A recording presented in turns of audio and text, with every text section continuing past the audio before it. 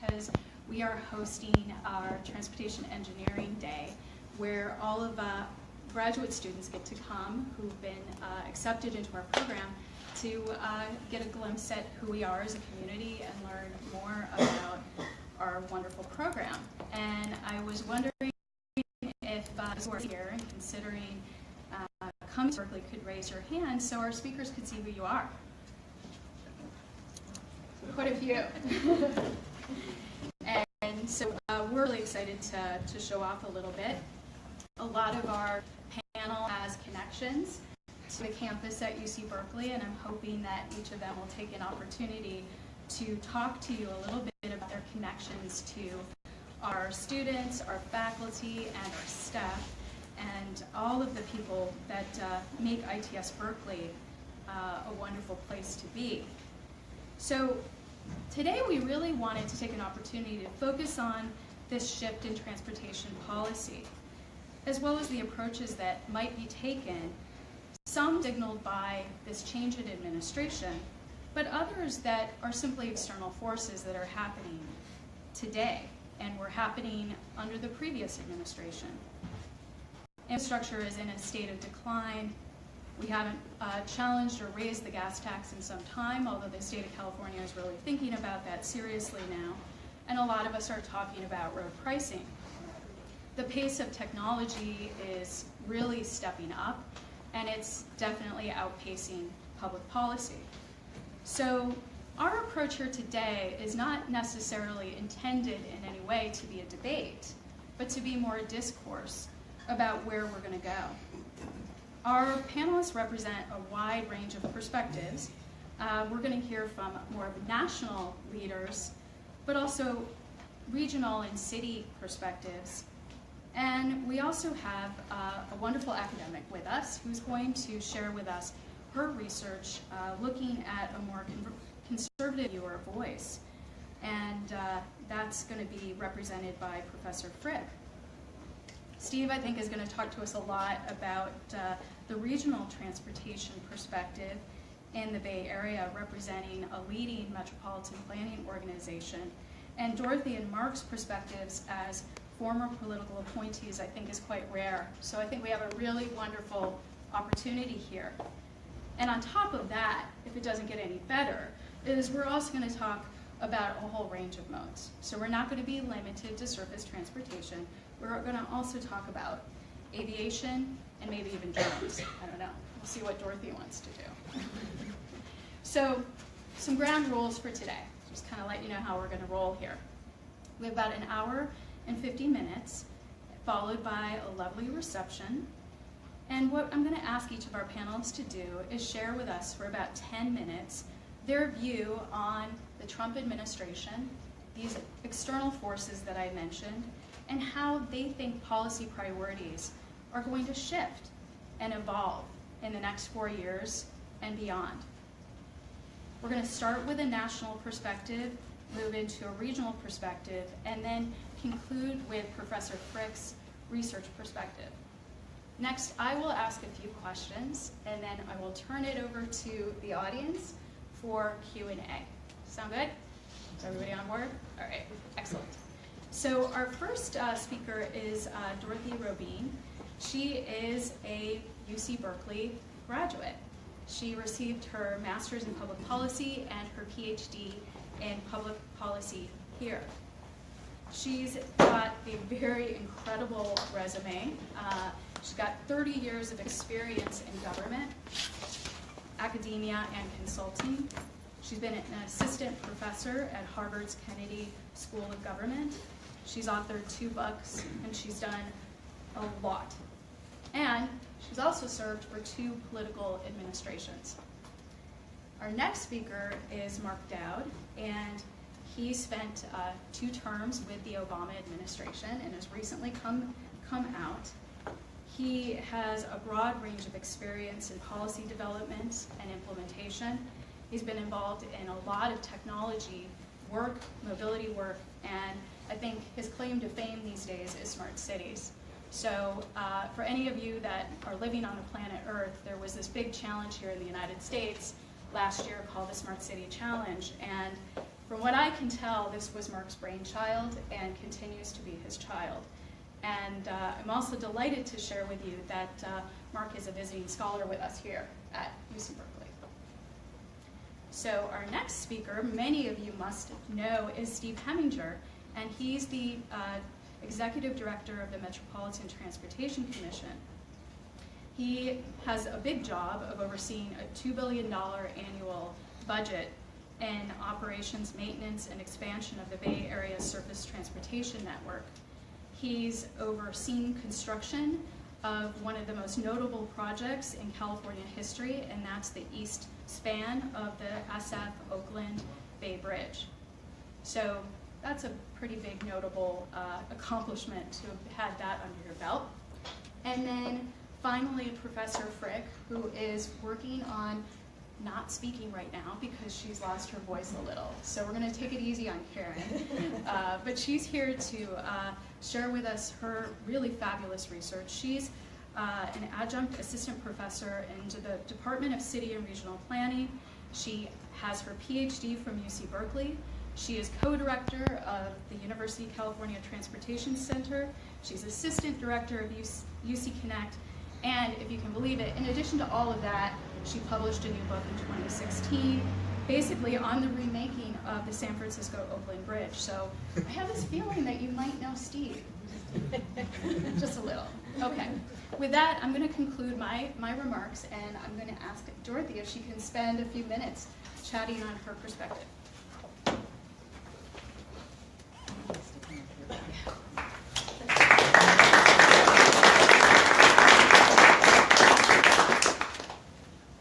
It is fabulous to be back in Berkeley, and I want to start by telling you why you should come to Berkeley, because I will get excited about the issue I'm going to talk to you about, and I don't want to not say this. My decision to come to Berkeley, specifically to the Goldman School of Public Policy, is the single best decision I ever made in my life. I pinched myself the entire time I was here. Berkeley is the most amazing combination of intellectual richness and physical beauty that is found any place in the world. There is no other place like it. I moved from here to Cambridge, Massachusetts, and people said, "Doesn't Cambridge remind you of Berkeley?" Well, yes, without the physical beauty part of it. It's got a lot of bookstores. Berkeley was incredible. And by the way, although I was in the Goldman School, I had ties to the College of Engineering, and the Institute for Transportation Studies funded my dissertation in trucking deregulation. So I have there's a special place in my heart that occupied by this college. I want to just say something about, just to give you a flavor for that intellectual richness, and that is the culture of the presence of Nobel laureates at Berkeley. When I moved here in the late 70s, in the mid to late 70s, there were more Nobel laureates living on one street in Berkeley. It's called Tamalpais Way. It's up by the Rose Garden. More Nobel laureates living on that one street than there were Nobel laureates in any other country in the world. Think about that. Now, I don't think that statistic is true any longer, but I mean, just think about that one street. And it is still, you can walk around campus and see the parking spaces with NL reserved, where you get reserved parking when you win a Nobel Prize. And I'll say one last thing about Nobel laureates. I was back here in the fall of 2000, and I went to my first and only football game.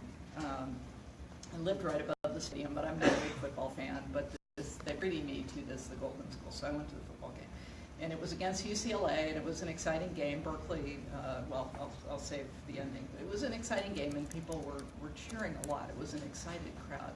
At the halftime, they announced that Dan McFadden, an economist in the School of Economics, had won the Nobel Prize. And by the way, his Nobel Prize was for work he did on discrete choice theory in the context of transportation, so strong ties to transportation. They announced he had won the prize. He walked across the field, a very modest man, and he tipped his hat. and the crowd went nuts. They went crazy. And I was crying because I thought, this is why I love Berkeley so much. It's a great football game. They're excited, but they're infinitely more excited about the presence of a Nobel laureate. So the ending of that story is that the game, Berkeley won that game in triple overtime, beat UCLA. After the game, the coach called Dan McFadden and he said, "You brought us luck, will you be our mascot?" So that's Berkeley. All right, so I am a market-oriented Democrat. I spent 8 years on the Clinton White House economic team. I spent 5 years in the Obama administration at the Department of Defense and GSA, so I was not doing transportation in the Obama administration.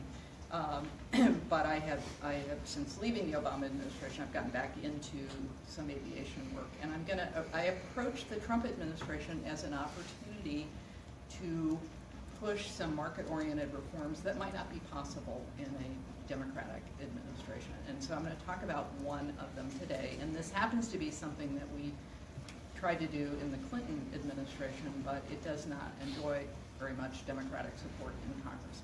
And that is the corporatization of the air traffic control system. So the FAA, Federal Aviation Administration, largest modal administration in the Department of Transportation. A third of the FAA in terms of budget and bodies is regulatory. So they regulate the safety of all aspects of aviation, aircraft production and maintenance, operation of the airlines, operation of the air traffic control system, all aspects of aviation safety regulated by the FAA. Traditional, inherently governmental function.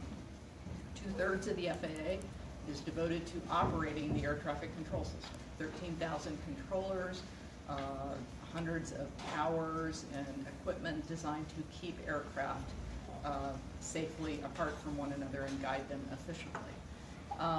That is not an inherently governmental function. It is a very sophisticated and safety critical function, but it is a process and it follows rules. So it is like building a Boeing 787, operating an airline. It's safety critical.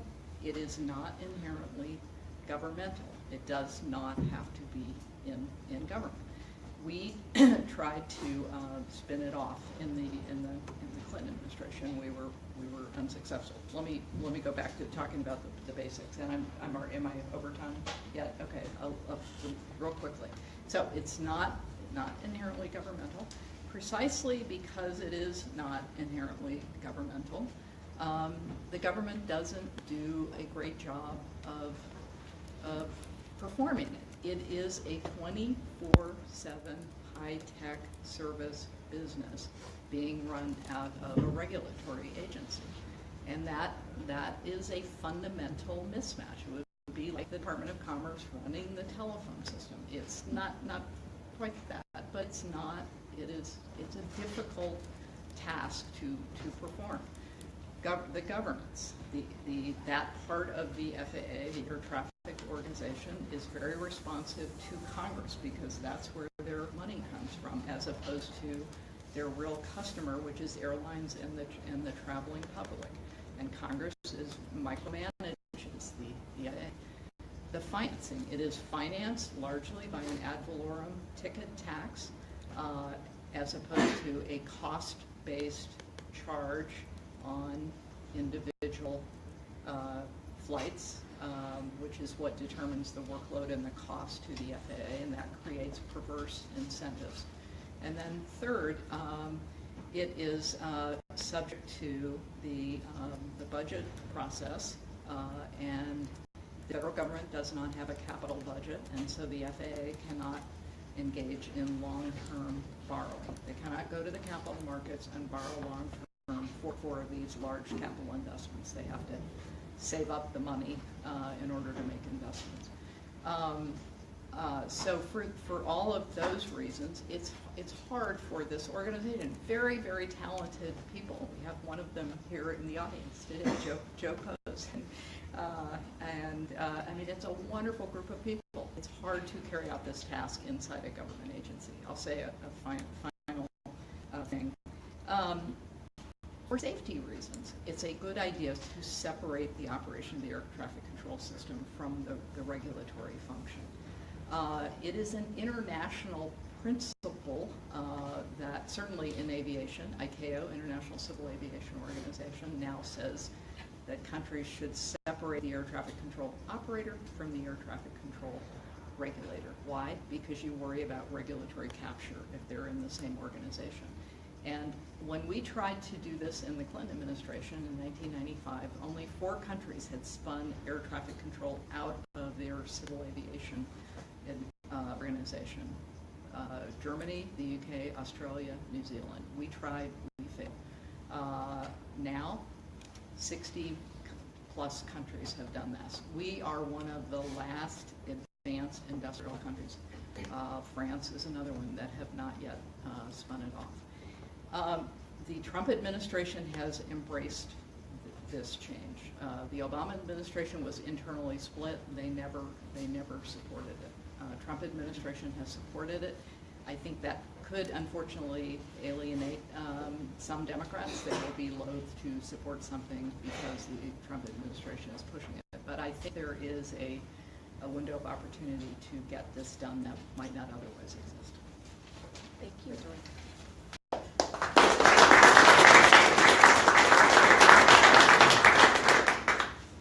Yeah, transportation, right, of all topics that we face with policy, right, it's something that shouldn't necessarily be partisan.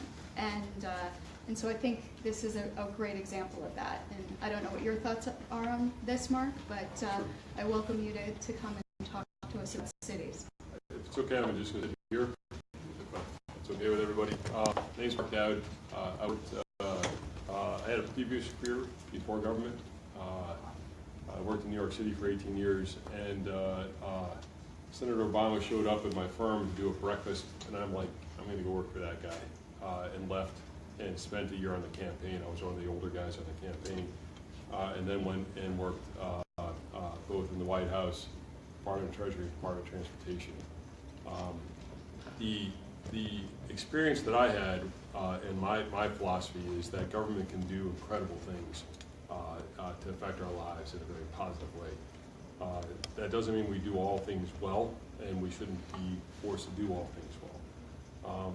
The air traffic control piece that Dorothy's talking about, I had the good fortune of being at the Department of Transportation advising the Secretary during that period of time, and there was split in terms of how that was going to play with all members of Congress. Right?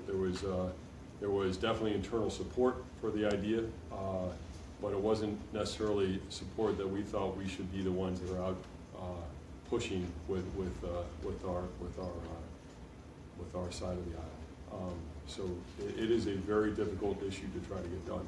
And when Dorothy said that FAA has a large portion of employees of the Department of Transportation, I think that's an understatement. There's about 55,000 people, 40 some odd thousand are FAA. So you can see what trying to pull those two things apart, trying to pull the Department of Transportation and the regulatory side of FAA apart from the ATC piece is challenging.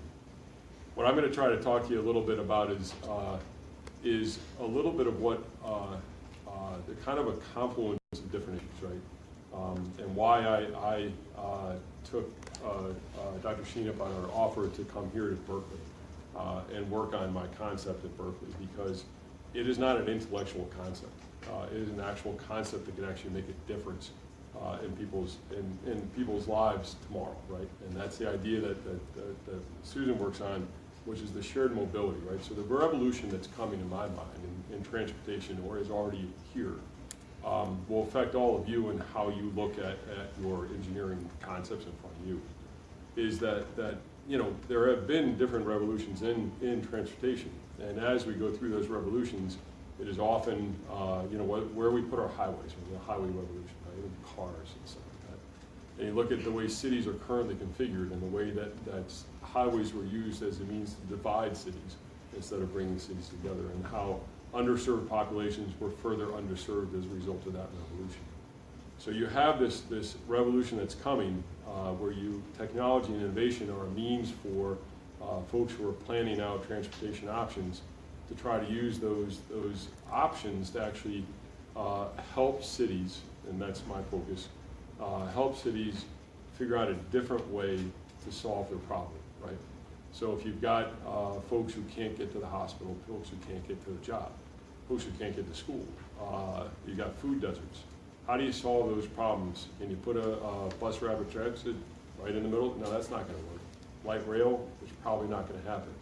And the reason why that's not going to happen is because transportation funding is 80% of transportation funding goes to highways, 20% goes to transit. So if you've got an administration that I worked in who is leaning in on trying to make sure that transit and those types of services are well funded, and we try to find creative means in which to get the money to the cities. And then you've got the current administration who is looking at an infrastructure bill that is going to take on a couple different iterations before it actually comes out. I have some confidence that there'll be money in there for this revolution, but the question is how do you position yourselves as you're going through trying to figure out what you're going to do in an administration that is currently without transparency in how they're going to fund these different issues. And to me, I actually think it's irrelevant to a degree, because cities in the current state, and if you just look at San Francisco or the Bay Area and the cities in the Bay Area, they have an existential crisis now, right now. It's not 3 years from now, not 4 years from now, whenever the infrastructure bill comes together.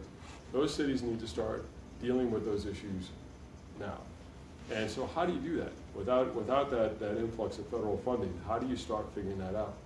And that is something from my perspective that the way I talk to mayors and cities is that if you look at what we have here in the United States, we have some of the best research institutions. We have access to capital.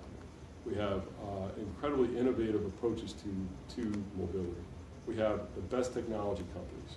We have mayors who are willing, unlike mayors in the past, to take risk when it comes to this kind of stuff.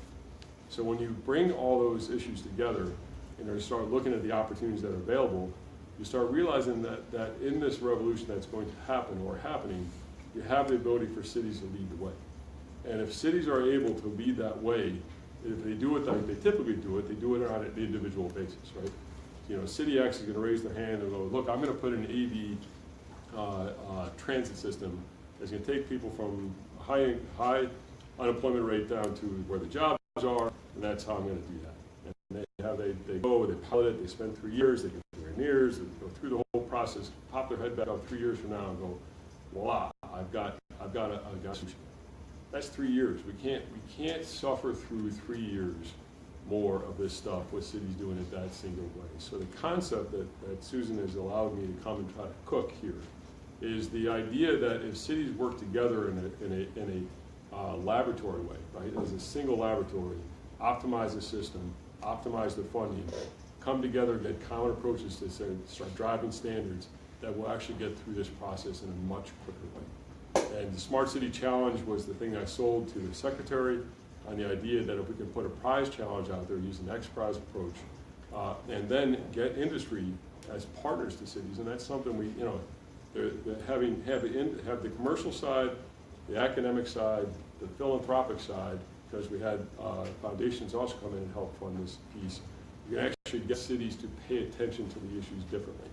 And the success that we've had in that, I still get feedback from mayors that didn't even come close to winning, that you have forever changed the way our city looks at transportation. We are now, you brought us together, we now are looking at things different, our partnerships are different, we work with industry, we work with the state, we work with the MPOs, et cetera, to try to change the way we are looking at solutions. And so from my perspective, the opportunity to bring 10 cities together, make as lighthouse cities, to show how this on a single laboratory basis can be done, is a concept that the cities are I think, fully in on. And I think my hope is that in the next year or so, we'll be able to see hopefully some fruit from that. Thank you, Mark.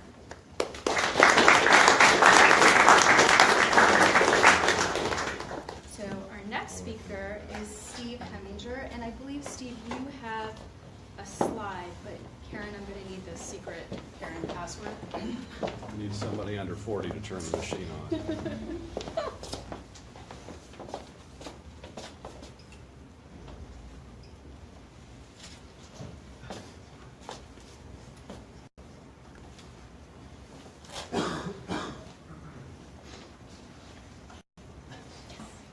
Yes, look at that.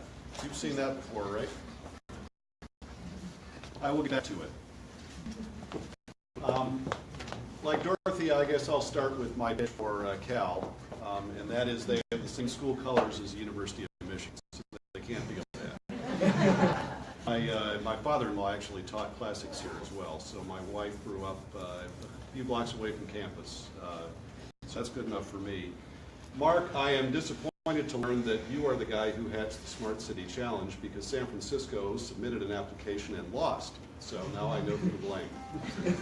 I'm sure it was a complete coincidence that Columbus, Ohio won in the middle of an election campaign. Am I allowed to respond? No. I'm Trinitarian, so I'm going to make 3 quick points about the Trump administration. It's a target-rich environment, but I'm going to limit myself to 3. The first is that I think if we've learned anything about this new president, it's that you should try to avoid paying any attention to what he says and watch what he does. He obviously says a great many things, for the understatement of the day. But what he does, I think, will be a key to what this administration is really going to do about infrastructure.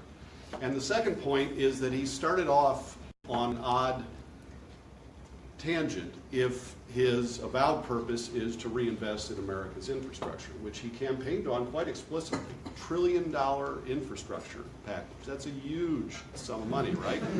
And he starts out with a budget proposal just a few weeks ago. And here's the context. He wants to increase military spending by about $50 billion a year, so that I guess we could have more aircraft carriers than the top 40 nations instead of the top 20. But he doesn't want to grow the deficit. So his proposal is that to pay for that $50 billion increase in defense spending, we have to reduce spending in $50 billion worth of stuff that's not as important. And that can't be Medicare or Social Security because they're mandatory spending and you can't cut those unless you will not be reelected. So, among the many victims of that $50 billion gain is a little program called Transit New Starts in the DOT budget. And as I think both Mark and Dorothy will remember, this is probably the largest single discretionary pot of money in the federal budget. It's odd because, as Mark said, most of the federal budget goes to highways, but it's all sent out by formula to state and local governments. So the federal government really is just a cash collector. They take the gas tax receipts and send them back to the states. They don't put much of an imprint on them.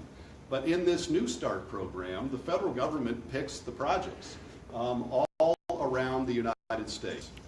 And so the president essentially wants to get rid of that program after the existing projects which sign agreements with the federal government have been retired.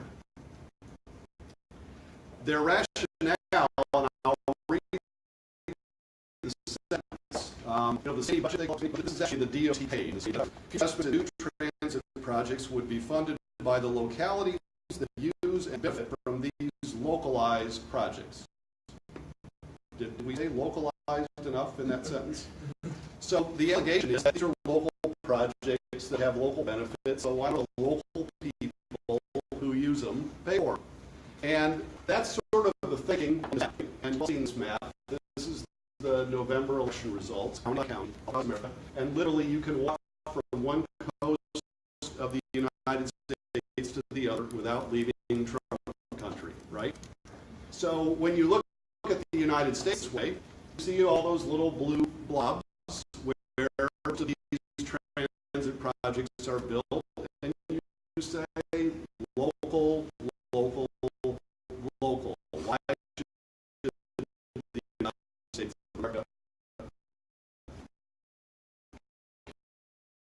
care about that?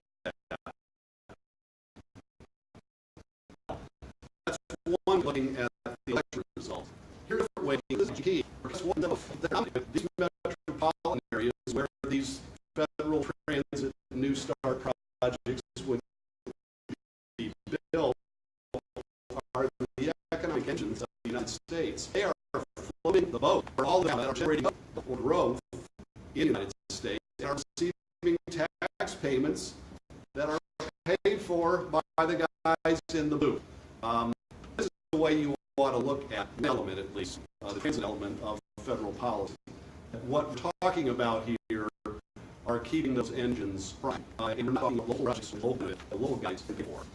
We have a selfish reason to not want this to happen in the Bay Area. We have received about $3 billion worth of these grants over the years, including that BART extension to San Francisco Airport. So whenever you ride to that airport on BART, that's where half the money came from.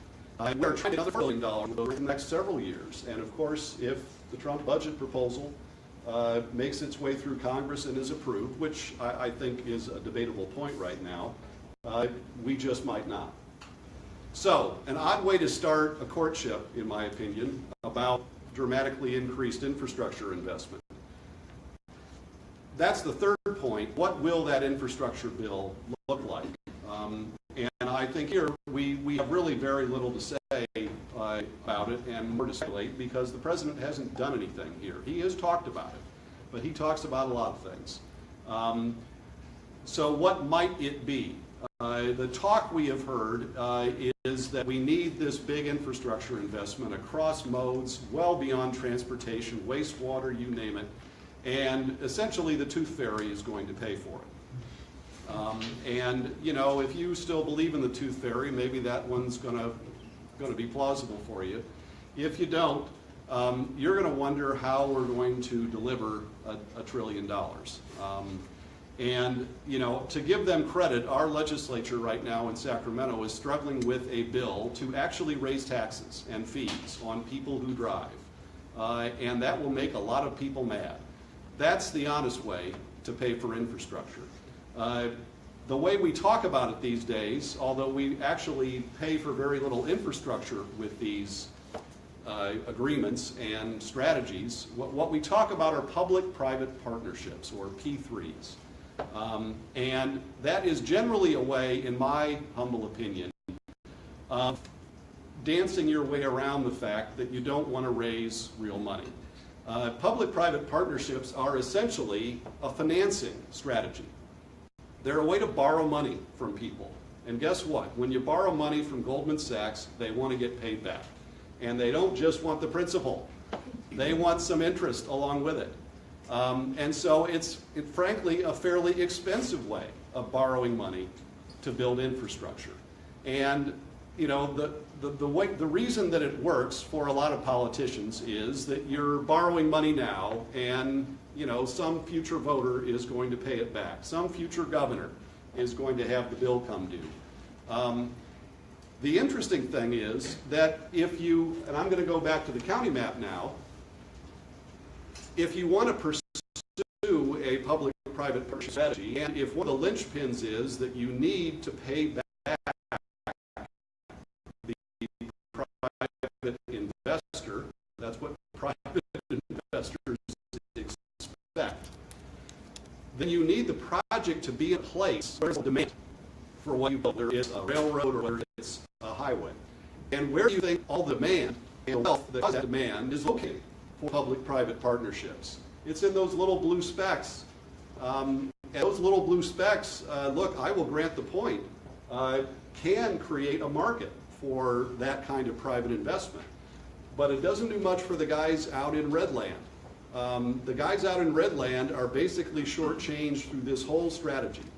So all we have heard so far from the Trump administration in terms of talk is a strategy that I fear will completely crater politically once they figure out that this map doesn't work for them because all of the public-private investment occurs in the blue places. So, food for thought.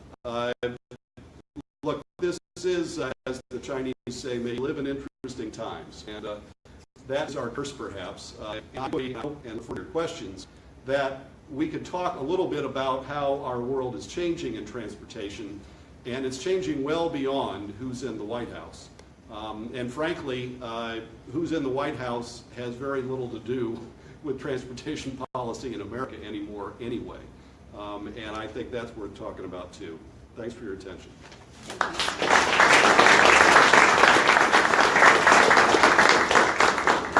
So Karen is going to give a presentation, so if you guys would like to sit in the front row, you'll be able to watch that better. And how's your voice? I don't know yet. We don't know yet. Do I need to get you the tea? No? Okay. All right. Hello, Berkeley. Hello, everyone. Excuse me for my voice like this. I'm going to actually stand a little bit closer to you, partly because of that, but also because I want to be Phil Donahue and be in the audience a little bit. So my research has been looking at conservative views with respect to infrastructure and transportation for the last several years since the rise of the Tea Party. Why was I researching this? Because there was huge opposition here in the Bay Area to the plan that Steve was working on with the Metropolitan Transportation Commission. And with massive opposition within the Bay Area with respect to conservative views, I also noticed that this was happening throughout the country. And that from a research perspective, as well as a public policy perspective, that this was really interesting. And that in my field in planning, that we had not spent a lot of time looking at conservative perspectives. And so what I'm going to show today is just one case study, not the Bay Area, but one in Atlanta, just because of limited time, but I'm happy to chat with you as well as some of my colleagues here on the panel probably as well. So why would people be concerned that have a conservative perspective about transportation and planning? And the reason is because planning, when you change zoning, can change the way a city looks, feels, and functions. If you try and put in high-density housing around transit, that's going to change the area. Why might people be concerned about transportation? Because just as our speakers have been talking about, it's really expensive. And sometimes these projects, as you know, go over budget. And so conservative folks are looking at these projects as well as looking at planning changes.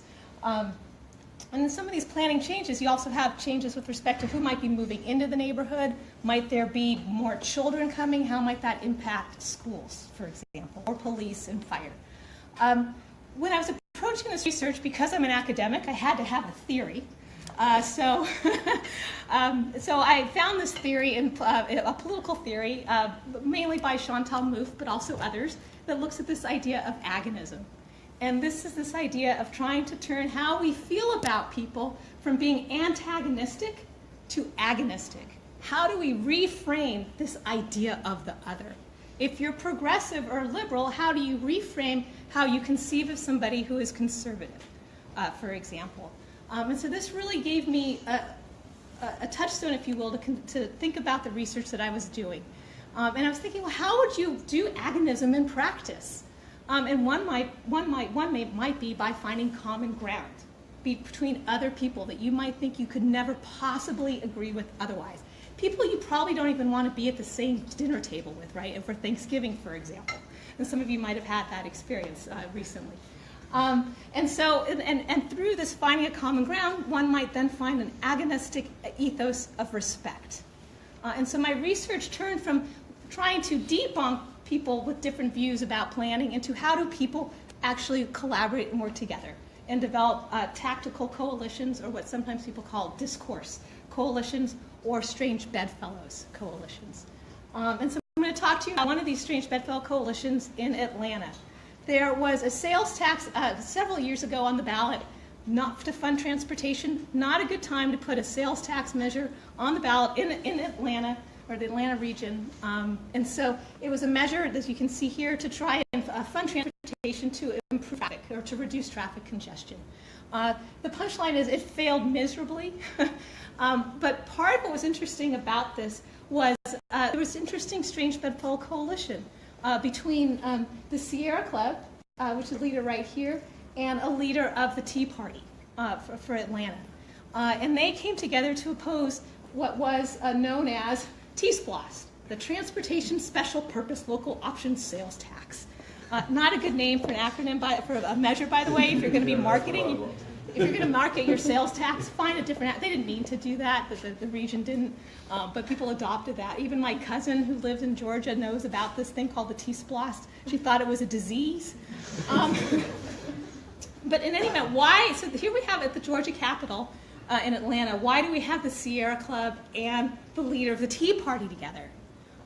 They're in opposition to the sales tax for different reasons, but they're able to find common ground. The Tea Party was, the Tea Party activists were opposed to it because they thought that that they didn't need to raise taxes for this particular transportation tax, for these particular transportation projects. The Sierra Club was opposed to it because they didn't like the actual transit projects that had been picked. So they were able to find common ground in opposition. People said, well, this isn't really that interesting, but then Fox News picked it up. And so I thought, oh, now I got a research project here. But not only that, was part of this tactical coalition was a loose alliance with the NAACP, which is the National Association for the Advancement of Colored People. And they were also in opposition to this tax because it wasn't going to fund a particular rail project to their neighborhood in the Atlanta region. And so I was at the Georgia Capitol meeting with people to talk about this, and I had Tea Party leaders there with the leader of the NAACP, with the Sierra Club, and they all talk to each other, and they're very respectful of each other, and they have figured out how to work together, how to create this agonistic ethos of respect. And people said to me, oh, Karen, this isn't going to stay for very much longer. But I had to ask the NAACP fellow, how is it that you could work with somebody from the Tea Party? And he said to me, you know what, Karen? African Americans, we have no permanent friends. We have no permanent enemies. We only have permanent interests. And I thought, aha, this is the secret. And why I'm bringing this today is because we're now in a moment here where we need to find where are our permanent interests and how we can start to work together from across the aisle. I thought this was just the NAACP Fellows term, and then I later found out it was actually the motto of the Congressional Black Caucus. So it also has some legs to it. And when I was in Atlanta, I thought, does the Tea Party support taxes and transportation at all? I mean, surely, I'm in Atlanta, they all drive everywhere. They must realize there's infrastructure here. And so I asked him, I'm in a suburban area with about 8 Tea Party leaders with me, and I asked, how would you pay for transportation? And you know what they say to me? Vehicle miles traveled to that tax, or VMT fee, which in the transportation business is something we've been talking about a really, really long time. And I thought, wait, did you just say VMT fee? When I was a student, 20 years ago, we were talking about this, and here I have leaders telling me this, and I asked them, I go, well, why? And this is a couple years ago, so they said to me, you know why? Because those Priuses, they don't pay a gas tax, and they're not paying their fair share. So if we can get over the privacy issues, if we can get over the administration issues, then we might be able to support some kind of tax. So this is another way of saying if you take the time to have conversations, sometimes people will very much surprise you and bring in stuff that you've been thinking about in school for at least 20 years. So what happened to this strange Bedfellow Coalition? Well, they evolved, and they became the Green Tea Coalition. And okay, so it's really easy to get together to oppose something. It's really, really hard to get together to support something. And why I'm here with you on this today is because they started to support something else, and that's related to solar energy. So they shifted from transportation opposition to solar energy and alternative energy. And why? For the Tea Party side, to break up the monopoly of the utility companies, which is also sometimes, in terms of these big businesses, sometimes called crony capitalism. On the Sierra Club side, clearly to reduce, dependence on coal and increase solar energy. So here's their utility customer bill of rights that they've drawn up, very much within the American spirit, right, in terms of some of our iconography. And former Vice President Al Gore is tweeting Debbie Dooley about this. And he says to her, you and I might not agree politically, but we can agree that solar energy is critical to our future. Again, trying to find places where there might be common ground. And what's so much important about this, too, is the social media and the digital aspect of all of this. So let me just wrap up with one last slide here, and that is to have shown you this strange bedfellow or tactical coalition is I hope I've been able to, lead you a little bit to thinking about maybe, even if there's people that we really, really think of as the other, that we think of as the enemy, how is it possible that we can change our perceptions or frames from an antagonistic enemy to one that might be agonistic? How can we find common ground? So with that, hopefully I've made my 10 minutes. You did. And that's all. Thank you. Well done.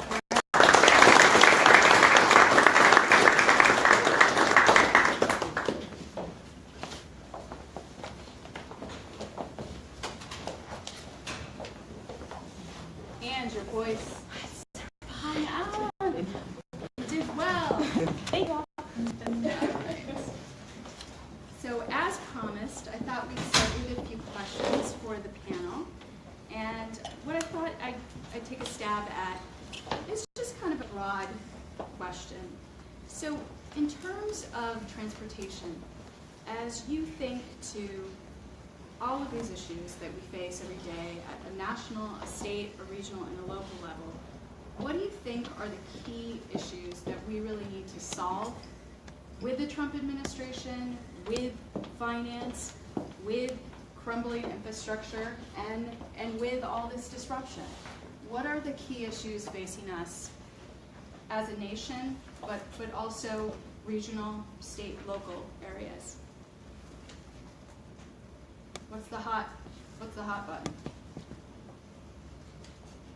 Yes, Okay, please. all right. Well, I think the single biggest issue is congestion, followed by maybe deferred maintenance.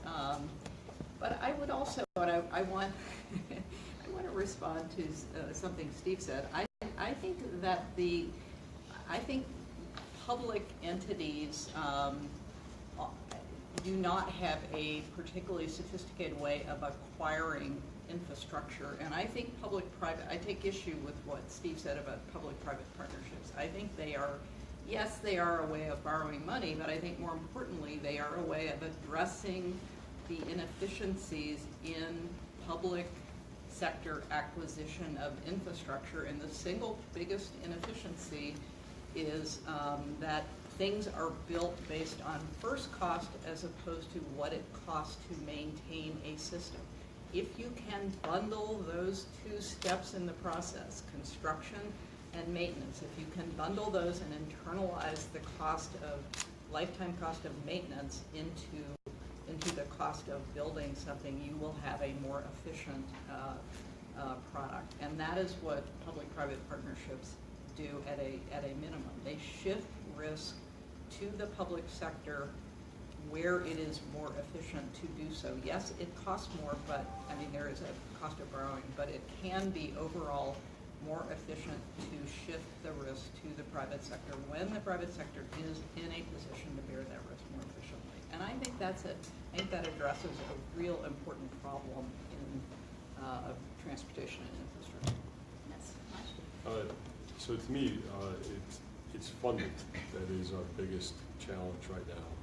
And I don't mean just in sheer dollars. I mean it's what we fund. We're not an island. Our country's not an island. We have competitors. We have folks who are, if we were able to fund the nascent technologies that we have in our country, and the folks who are trying to come up with innovative ideas and find ways to fund them as opposed to defund them, I think that we will have a much better capability of the challenge for us. And specifically, I'm talking about that former colleagues of mine that were career employees in federal government at Department of Energy, Department of Transportation, and a number of other, and I won't go through them all. You get the point. As they are defunded, right, as they're taken out of business, whole swaths of folks at the department who, RPE, which is, if you know anything about RPE, you know about DARPA, right? DARPA is the defense folks who come up with advanced research. And advanced research is given on all this kinds of neat stuff coming out of DARPA. But RPE is a white completely. RPE is a group of folks going through advanced research on things that make a huge difference to our planet in addition to our country. So if we are going to fund folks to think about ideas that aren't just theory but advanced research, going to be involved. Diversity of cities, etc. So on the public-private partnership, I agree with Dorothy. I don't think you were banging off on the you were saying in the context of if that's the way we're going to fund transportation and transportation systems, we're going to be in trouble. But public-private partnerships, in terms of is where I agree with Dorothy is that is a means to get some of the funding moving in the direction we want to get it moving, because in that entrepreneurial area, in that startup area, in the folks who are trying to come up with the neat ideas that will fuel the revolution that I was talking about, the public-private partnership piece there is critical. And that is not just companies working with localities to come up with solutions. It's the universities, the whole ecosystem coming together. But the amount of resources that companies can bring into this space and capacity, important piece in terms of capabilities, that public-private partnership piece for cities is critical for cities being able to get to the next level. You know, I'm glad you both picked the gauntlet on V3s. I think our fundamental challenge is that we've got a case of aging pains and growing pains at the same time, as a country, as a state, as a region. And I do think that public-private partnerships can be helpful in limited circumstances, probably to deal with maybe 20% of the growing pains. That still leaves most of the growing pains and almost all the aging pains to pay for maybe the old-fashioned way, which is to raise taxes, suck it up, and get the work done. So I do think we also need to turn the corner with the growing pains to acknowledge that we just can't keep building, that our solution to every demand on our transportation system is to build something. For a long time, it was build a highway, right? That's sort of that was the federal policy: build a highway, or build a highway, or build a highway. We eventually turned the page on that and started building transit. But look, at some point, if you keep building unpriced capacity, you'll just run out of money, and that's where we are right now. And our transportation networks, by and large, especially our interstate and national highway systems, are free of charge. And what do you expect happens when you hand out a free good? Well, people line up to use it. And so, you know, it's sort of the last Soviet central planning activity in the world is the American highway system. And so I do think we've got to address the demand side of the equation. That's what automation does. I mean, that's what a lot of things do. Instead of just saying, I've got a problem and I've got to build something in return. I think we've got an entire profession of engineers who believe that that's the way the world ought to work. And obviously, I'm not suggesting we ought to stop building anything, but you would think that maybe we ought to try to get as much capacity out of what we've already built before we build the next increment of capacity. We've got a lot of room for improvement there. Just real quick on that. So optimizing the system, right?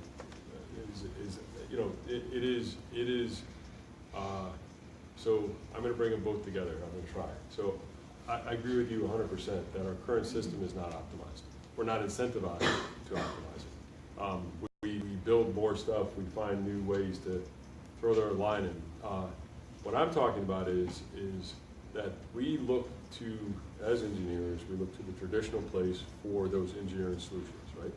And that's where I think we're making a mistake. That if you look to some of the companies, and it's not linear. So my favorite example is there's a very large gaming company, right? Not your typical place you look for a transportation solution, right? So this gaming company is sitting there taking a look at the software that they currently use, so people can concurrently have gaming opportunities with each other, right? So it's concurrent conversations going on, and they're in the tens of millions at a single time having concurrent conversations. And these guys are going like, hey, you know what? I got an idea. We can use this technology that we're doing right now to try to optimize a bus system. Because the current bus system, and anybody's rode a bus, I mean, even the best bus system is not currently optimized. But you have a lot of cities who currently have bus routes that are either politically motivated or based on the way cities had grown, that they don't want to grow that way.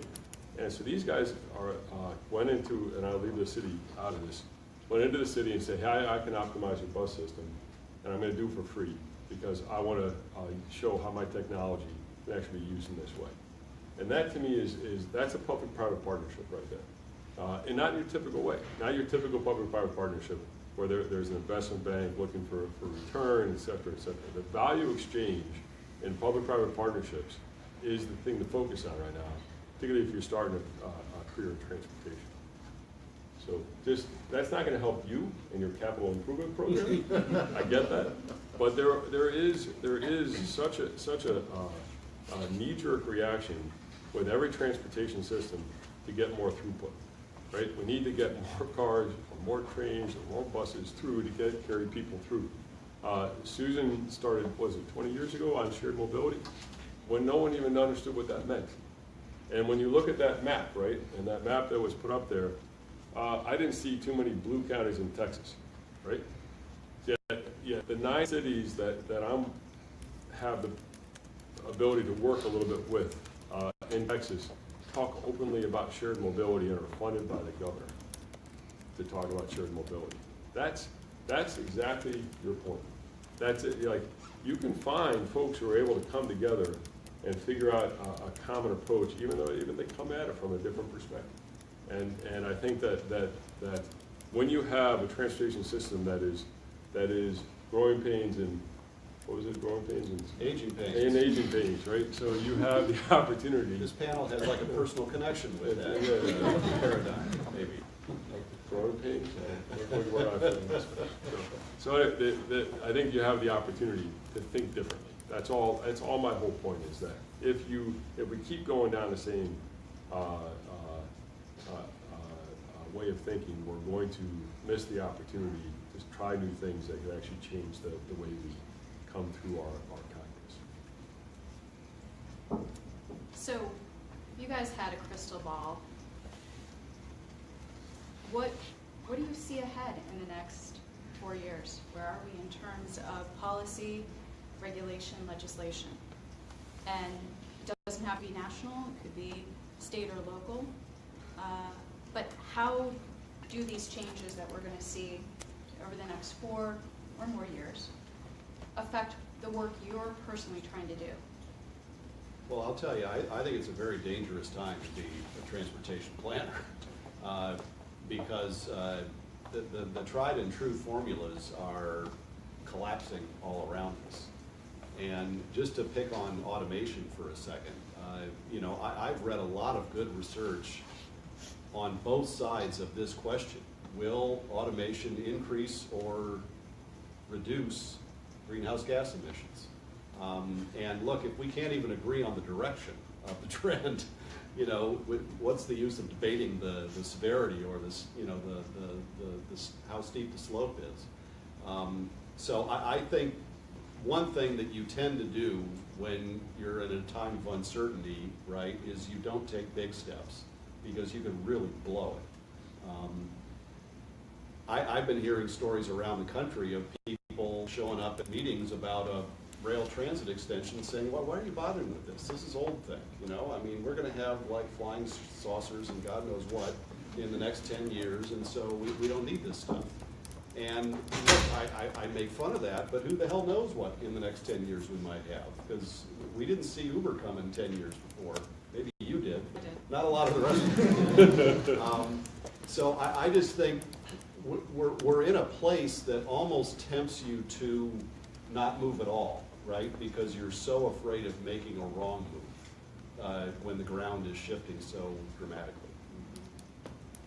I see two very broad trends, and the first is partly by default. I think there is a rethinking of federalism and a gradual shifting in the responsibility, greater responsibility for transportation and infrastructure from the national level to the state and local level. I think that is perfect.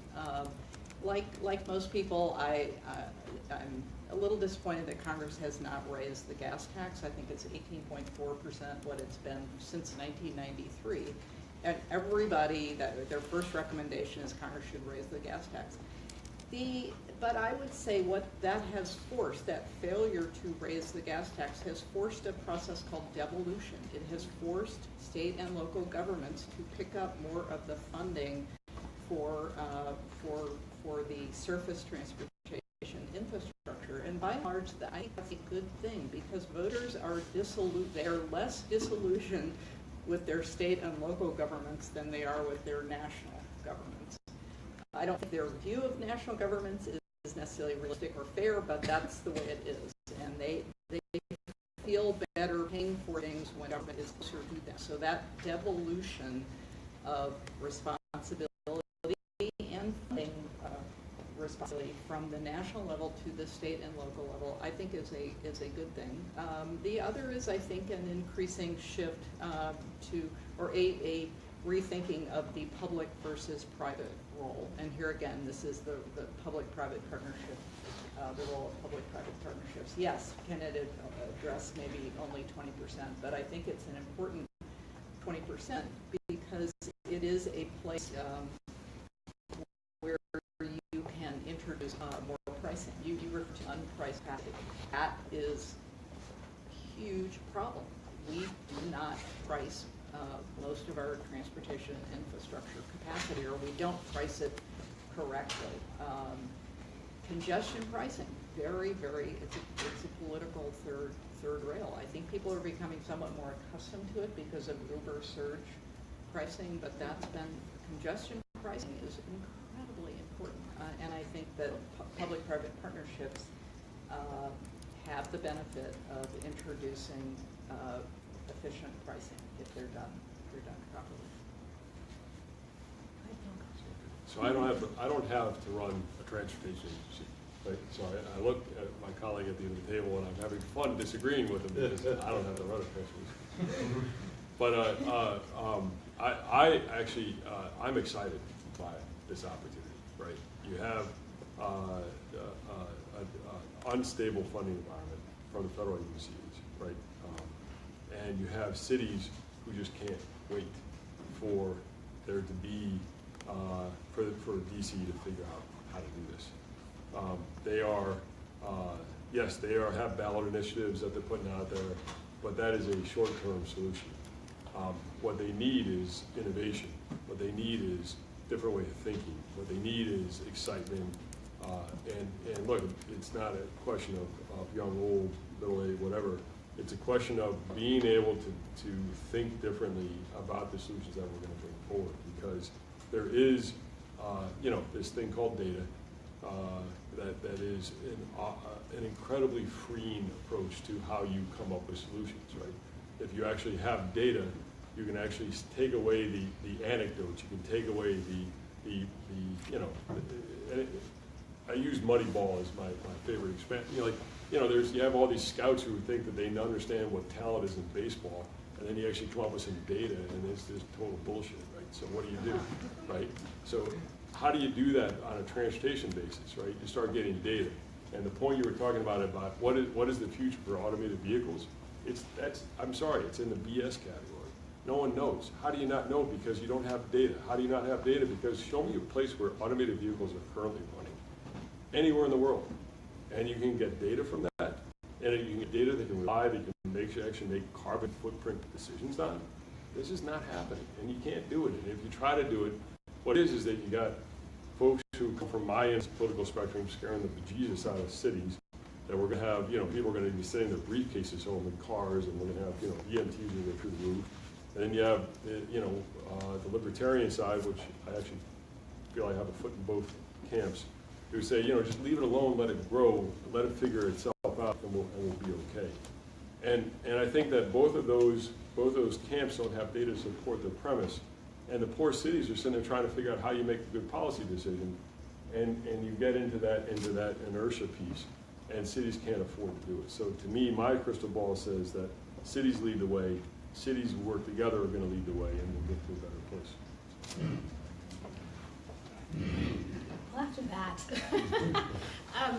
following up on this idea of the cities, I think just from the research that I've been doing looking at Tea Party and conservative views and watching over time different governorships and local elected officials turn over, I think that we need to pay attention to see how different local elected officials might change parties over time. Might they become more red, might they become more blue, or even independent? I think what's been really interesting to see is the appropriation of Tea Party tactics by the left. There's a group called Indivisible, and this whole move on resistance. And so I think, I don't have a crystal ball, it'll be interesting to see if the left continues to have the momentum that it's building, just like the Tea Party did years ago. And this group, Indivisible, is saying they have purposely taken the Tea Party tactics and are using them. What's interesting about that was when I was interviewing Tea Party officials or activists, I asked them where they got their ideas from, and they said they got it from the civil rights movement. So, you know, whose ideas these are, I don't know. But so it'll be just interesting to see in the future. And the last thing, to Steve's point about, you know, do we make big changes? Because I'm an academic, I got to throw out a little bit of theory stuff. And there's a public policy fellow, his name was Charles Lindblom, and he talked about the science of muddling through and this idea of incrementalism. So it might just be that we have incremental small moves. We might have some big moves on technology, who knows? But we might just have some incrementalism for the next several years. Susan, can I make a political point? Because I think Dorothy's absolutely right about devolution. Here in California, the federal transportation program is 13% of what we spend. I mean, so we flipped the 80-20 ratio on its head.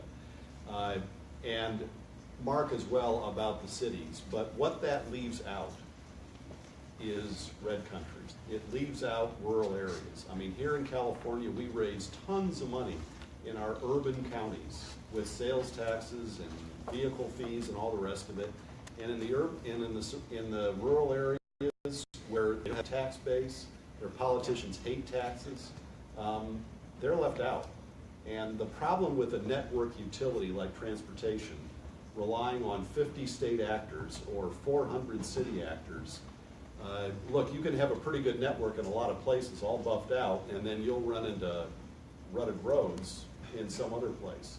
So I do think there is a continued role for Uncle Sam, especially in the interstate system, which Uncle Sam paid for. And remember, that system was not only an engineering project, it was a revenue redistribution mechanism in a fairly progressive way. And now we're going to let that thing go to pot because we've devolved everything down to the states, and they'll take care of theirs, and the states that can't won't.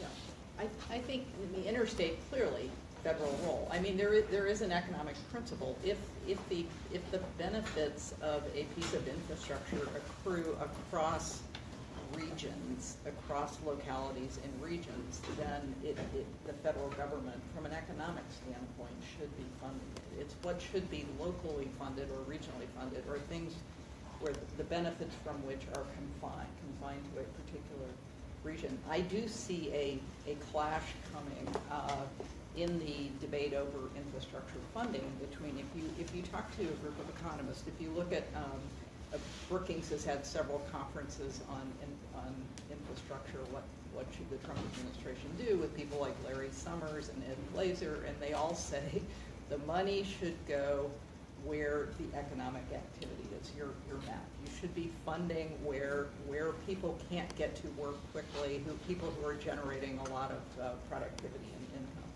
But the money should go where it will produce the most economic value.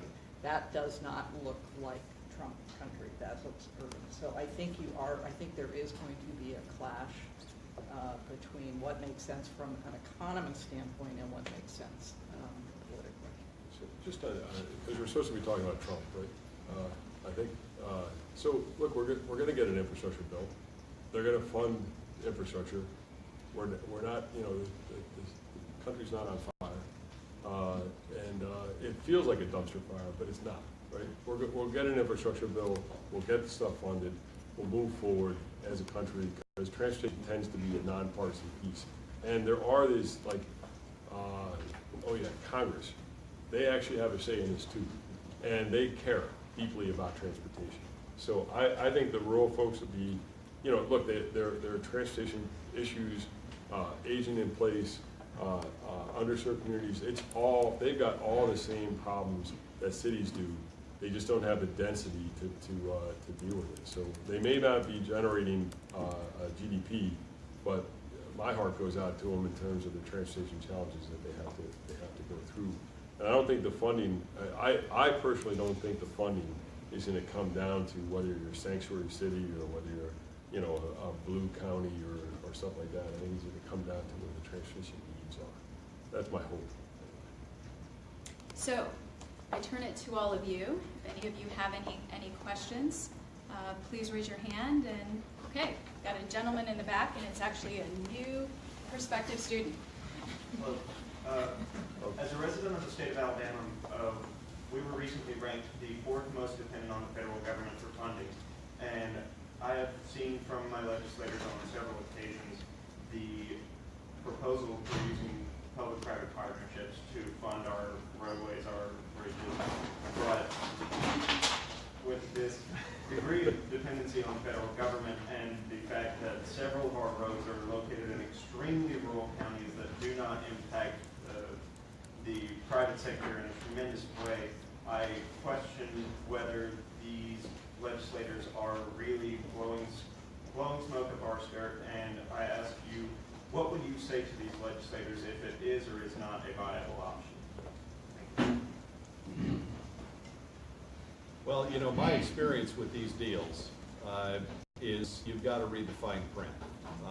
And very often, up to now, because the United States, you know, we've had a municipal bond market in our country for 100 years.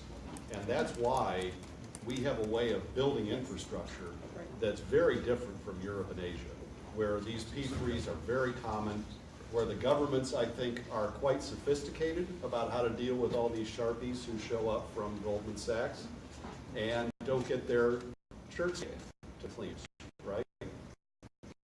And I do worry that in our country, we've had some pretty notable bankruptcies along the way so far.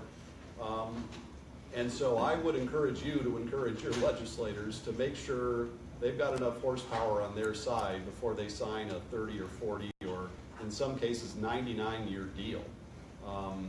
Which, you know, to me, it's nice for the governor who signs that deal, right? He gets a sack of cash and he looks like a hero, but, you know, 7 or 8 or 9 governors are going to be paying off that debt. So I just think right now we sort of have asymmetrical warfare when it comes to P3 negotiations, and the public sector needs to get a lot smarter about who they're negotiating with and to make sure they end up with a good deal. Other questions? Yeah, Or Dorothy? Well, just one comment. And you know, I don't mean to be too defensive about public-private partnerships, but I was recently at this Brookings event where Alan Blinder, former member of the Council of Economic Advisors, Fed governor, talked about the Indiana Toll Road and the Chicago Skyway P3s as examples of why you shouldn't do P3s. They both failed. And his implication was that the state of Indiana and the city of Chicago got stuck with those. And actually, in both cases, Macquarie, the Australian P3 firm, got stuck with them. They were negotiated in such a way that they did. I mean, the P3 entity did not correctly forecast what the demand would be. That is the single biggest area of risk. What is the demand going to be? You are shifting it to the private sector because on the theory that they have the ability to affect demand, to increase demand. In this case, they underestimated demand. The projects went up, but it was Macquarie that got stuck with them, not the city. So I think there may be only one. The numbers are very limited for the reasons Steve said. We have a municipal bond market. State and local governments have been able to rely on that. They are turning to P3s if they face debt caps on the amount of debt they can take on or credit rating. Sarah. So one of the main issues with going into a local funding is that a lot of issues, especially transportation issues,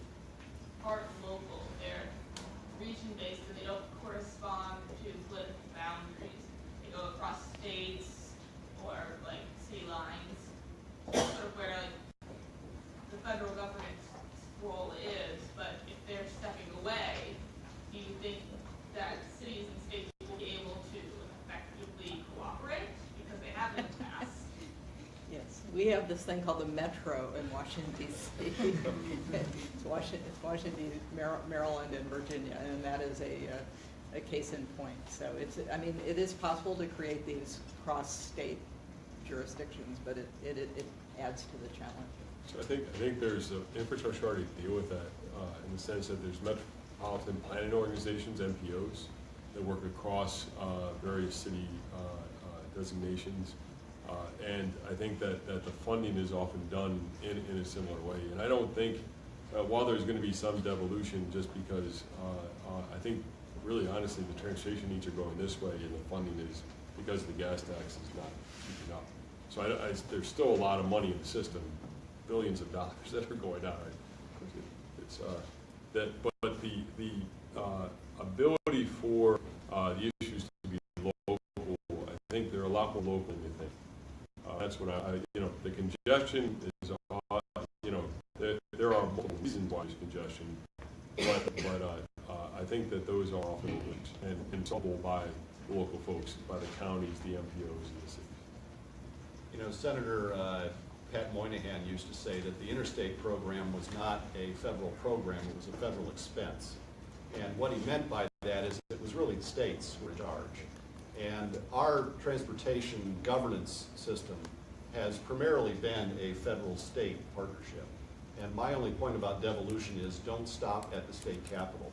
You've got to keep the money coming through to the places, and I would argue that they are regional in the main, who really can make those kinds of trade-offs within the metropolitan area.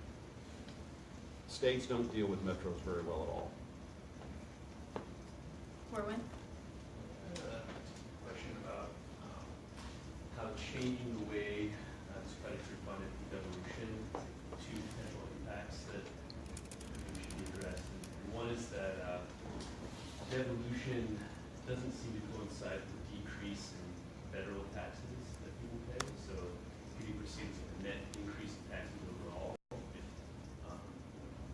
The devolution means increased taxation at a state and regional and local level. So there's political issues there, including net increase in taxes, but then also with regard to the regressivity of tax, that oftentimes devolution comes in forms of taxation that are less progressive than the federal income tax or other taxes at the federal level. So how would you address those two issues? Are there ways to address those two issues with this devolution? Talking about the fact that the taxes are regressive. In other words, it does. Sales taxes, a lot of, so for example, transportation measures come with sales taxes. The fact that oftentimes, if they are property tax funded, it'll be like a flat per parcel fee. And just, and the fact that local, in the beginning of devolution comes with higher financing costs to begin with oftentimes, but that it's hard to achieve the same level of progressivity you get with the federal income tax. We devolve that funding. Can I just respond to your first point? I mentioned devolution in the context of the gas tax. So that has not gone up. It's the same since '93. That is equivalent to a decrease in taxation. I think there isn't, you don't have to talk. I was talking about a shift in that to a state and local level, not a net increase. So if you look at Contra Costa, which is an area around here to the north that has done an amazing job of raising money locally to deal with the very acute transportation problems. And it's not regressive in the way that they do it, and it's actually pretty progressive in the way they deploy it. So I think there is a local, if you want to look for a local example of a group that has done, I think, a very innovative approach to dealing with there not being enough money in the system to take care of the local problems. That's a good place to look. I think Corwin, excuse me.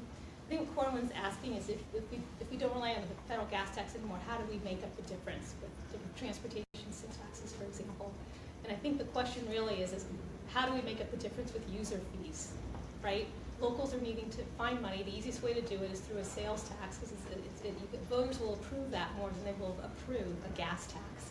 And so the question is we, for you, especially for students here, when you're thinking critically about transportation funding and financing, is looking at, are these sales taxes, are they funding projects that are more progressive than they have in the past?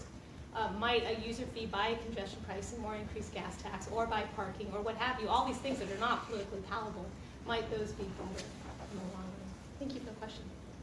So I have a final question, just to bring it back to the fact that we're here at UC Berkeley, and that is, what role do the panelists see for academics and research in this new era of transportation? What role can the academy bring, scholars bring? Well, look, my own personal hobby horse is the question of governance. I think that is very poorly and under-researched. And I think it's at the heart of a lot of the debates we're having as a country. We're not only debating what should we do, but who should do it. And very often, who does something has a lot to do with what gets done.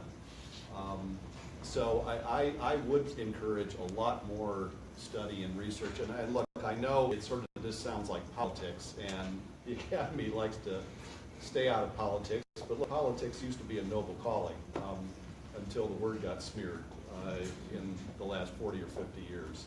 And Plato wrote a little bit about politics too. So I just think that's a big ripe area for a lot more investigation.